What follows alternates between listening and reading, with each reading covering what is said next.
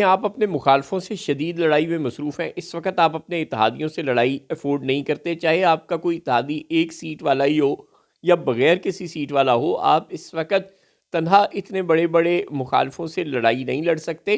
اگر آپ کے پاس علامہ ناصر عباس اور محمود خان اچکزئی اور حامد رضا کی شکل میں دو چار ہی نام لیوا ہیں جو تحریک انصاف کے باہر سے آپ کے سپورٹر ہیں اور سیاستدان بھی ہیں، تو آپ کو اس پر اللہ کا شکر ادا کرنا چاہیے اور کوشش کرنا چاہیے کہ تحریک انصاف کے باہر سے آپ کو اور سپورٹرز مل سکیں، نہ کہ پہلے سے موجود سپورٹرز کو آپ ناراض کریں۔ یہ کرم واقعہ تحریک انصاف کی خیبر پختونخوا حکومت کے گلے کی ہڈی بن سکتا ہے۔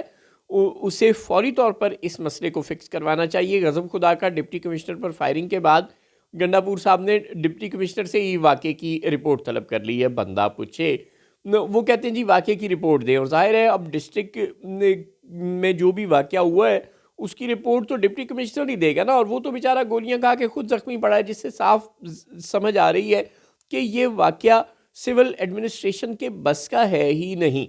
یہ لوگوں کے پاس ہتھیار ہیں، اور جن لوگوں کے پاس ہتھیار ہیں ان سے نمٹنے کی کیپیسٹی پاکستان کی سول فورسز میں نہیں ہے۔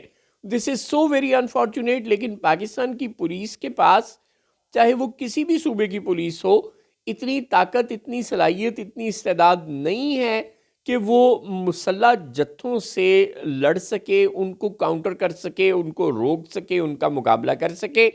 اگر دوسری جانب مسلح جتھوں کے جتھے ہوں تو پھر فوج کو، رینجرز کو، ایف سی کو ہی کردار ادا کرنا پڑتا ہے۔ اور جن لوگوں، وزیر اعلیٰ کا تو آپ نے حال دیکھ ہی لیا ہے کہ علامہ ناصر عباس وزیر اعلیٰ سے شدید ناراض ہیں کہ علی امین ہمارے صبر کا امتحان لے رہے ہیں۔ وہ کہہ رہے ہیں کہ یہ کرم واقعہ جو ہے یہ ہماری برداشت سے باہر ہوتا جا رہا ہے، انہیں غصہ آ رہا ہے، اور اگر وہ بھی آپ کی حمایت سے دستبردار ہو گئے تو تحریک انصاف کے لیے مشکلات بہت زیادہ بڑھ جائیں گی۔ اور دوسری ظاہر ہے حکومت کو اور اسٹیبلشمنٹ کو باتیں کرنے کا موقع ملے گا کہ آپ سے تو اپنے اتحادی نہیں سنبھالے جا رہے، تو آپ ہمارے ساتھ ہونے والی بات چیت اور معاہدوں پر کس طرح قائم رہیں گے۔ کم از کم اب آپ اخلاقی طور پر ڈی مورلائز ہو جائیں گے اگر علامہ ناصر عباس بھی آپ کو چھوڑ کر چلے گئے۔ تو ایک طرف تو آپ، جب تک یہ کرم میں مسئلہ حل نہیں ہوگا، ظاہر ہے یہ شیعہ سنی فساد کا مسئلہ ہے، اور علامہ ناصر عباس کی جماعت ایک بڑی سٹیک ہولڈر ہے، وہ اگر آپ سے ناراض ہو گئے تو آپ کے لیے بہت بڑا سیاسی مسئلہ بھی بڑھ جائے گا۔ یہ ایک انسانی المیہ تو وہاں پر ہے ہی، لوگ اپنی جانوں سے ہاتھ دھو رہے ہیں، اور آپ کے لیے تو یہ سیاسی مسئلہ بھی ہے، اور آپ کے سیاسی مسائل تو اس وقت آپ کی بقا کی جنگ کی صورت اختیار کر چکے ہیں۔ آپ تو اپنے اتحادیوں کو ناراض کرنا افورڈ نہیں کرتے، لیکن آپ سے یہ معاملہ سنبھل نہیں رہا۔ چلیں نہیں سنبھل رہا تو جن لوگوں کے کنٹرول میں ایف سی اور رینجرز ہیں وہ کیا کر رہے ہیں؟ وزیر داخلہ محسن نقوی صاحب فرما رہے ہیں کہ یہ تو جی امن معاہدے کو سبوتاز کرنے کی سازش ہے، ڈپٹی کمشنر اور ایف سی اہلکاروں پر فائرنگ۔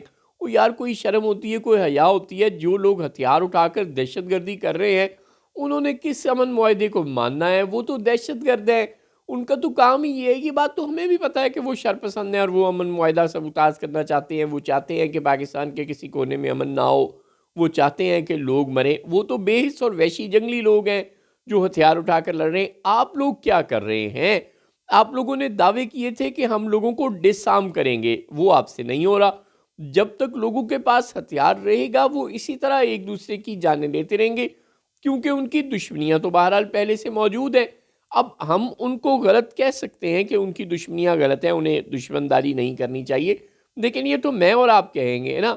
وہ لوگ تو اپنے آپ کو بڑا اصولی سمجھتے ہیں کہ ہم نے اپنے دشمن کو مارنا ہی مارنا ہے، اور جو لوگ اتنے وحشی ہو چکے ہوں انتقام کی آگ میں، اور ایک دوسرے سے انتقام لے لے کر ان کی دلوں میں لگنے والی آگ کبھی ٹھنڈی نہ ہو رہی ہو، تو ایسے لوگوں کو یا تو ان کے خلاف سخت ایکشن کریں، ویسا ہی ایکشن جیسا کہ وہ سنبھل سکیں اس ایکشن سے۔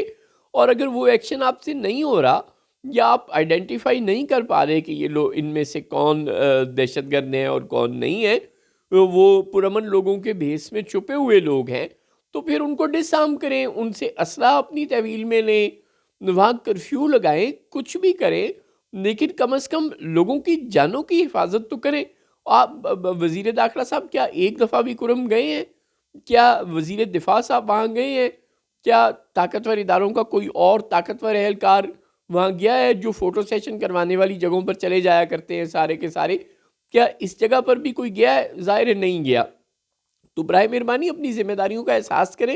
سول ایڈمنسٹریشن کے بس کا یہ معاملہ نہیں ہے.